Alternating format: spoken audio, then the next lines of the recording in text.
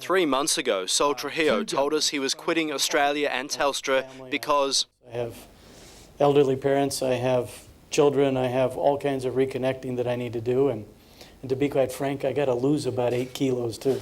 now we know what he really thinks about business down under. Well, I would say that Australia definitely is different than the US.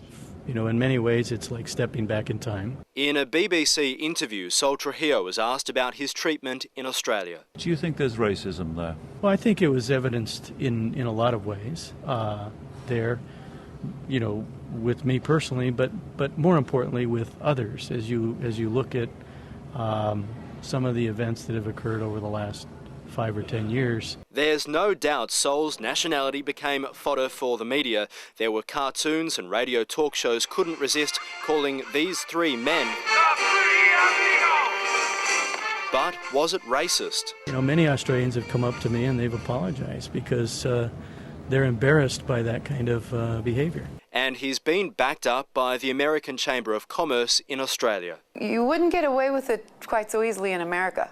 And you wouldn't be comfortable doing it. You know, I think in America, I think other cultures tend to assimilate a bit better, and here they'll kind of stick to enclaves. Sol brought about a technical evolution to Telstra, but it was his management style he'll be remembered for. They're now a company seen by customers, employees, governments, regulators as absolutely arrogant and bullying. And I do think that damned old tall poppy syndrome has something to do with it.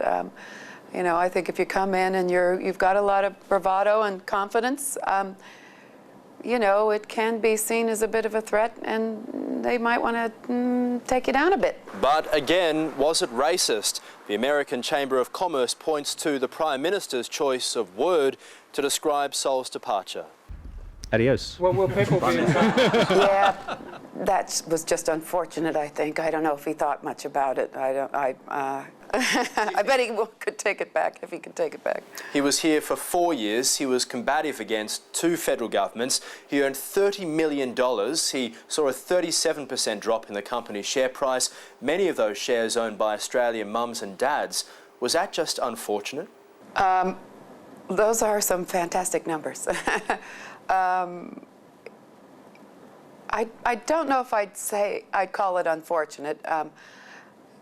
You know, the people that made those decisions had their reasons for making those decisions, and I don't think I'm in a position to say that.